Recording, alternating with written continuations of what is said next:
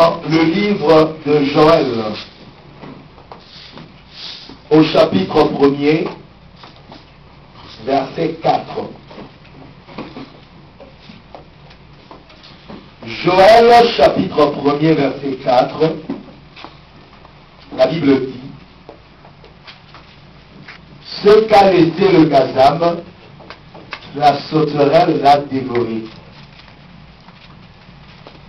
Ce qu'a laissé la sauterelle, le gélec l'a dévoré.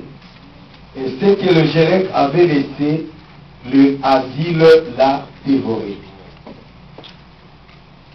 Dieu bien-aimé, nous voici encore réunis à cet endroit pour honorer la résurrection, proclamer tes oracles, afin que cela bénisse ton peuple. Descends au milieu de nous. Fais que cette réunion soit la meilleure des réunions que nous n'avons jamais eues dans notre vie, parce que ta présence renouvelle la force, ta présence amène dans les lieux célestes, ta présence est tout pour nous. Bénis chaque frère, bénis chaque soeur. Conduis-nous, Seigneur, pendant que nous allons glaner dans le champ de Boaz, pour que chacun retienne quelque chose, et qu'en sortant d'ici, Père, notre foi soit raffermie. Et que nous puissions dire, nos cœurs ne brûlaient pas au milieu de nous, dedans de nous, pendant qu'il nous parlait. Merci de prendre la première place et de conduire chaque chose au nom de Jésus-Christ. Amen. Vous pouvez vous asseoir, bien-aimés. Je sais que ma voix est un peu enrouée, mais le Seigneur nous aidera.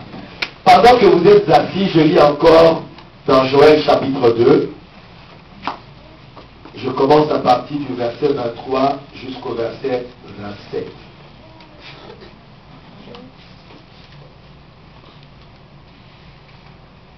Et vous, enfants de Sion, soyez dans l'allégresse et réjouissez-vous en l'Éternel votre Dieu.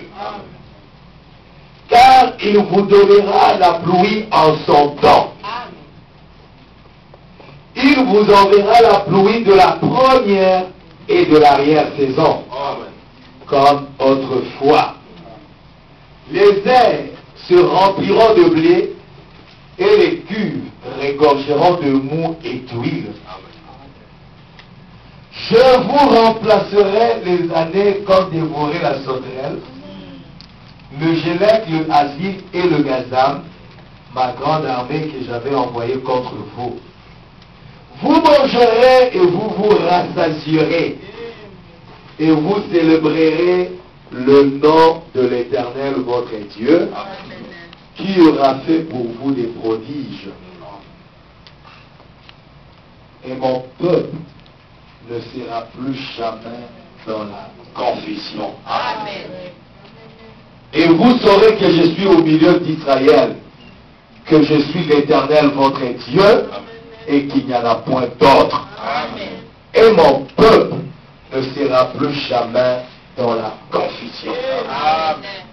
Amen. Amen. Et mon message de ce matin, je l'intitule « Le temps de la restauration ». Amen. Amen. Le temps de la restauration.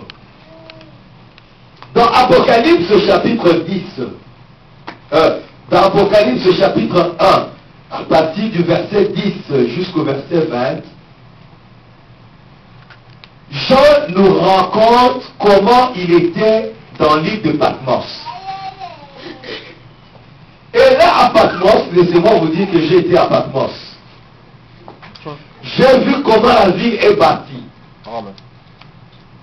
Il y a des montagnes. Et quand vous êtes en prison dans l'île de Patmos, ce n'est pas facile. Vous ne pouvez même pas vous échapper parce qu'il y a des montagnes, il y a l'eau, c'est compliqué. Et Jean lui s'est retrouvé dans l'île de Patmos.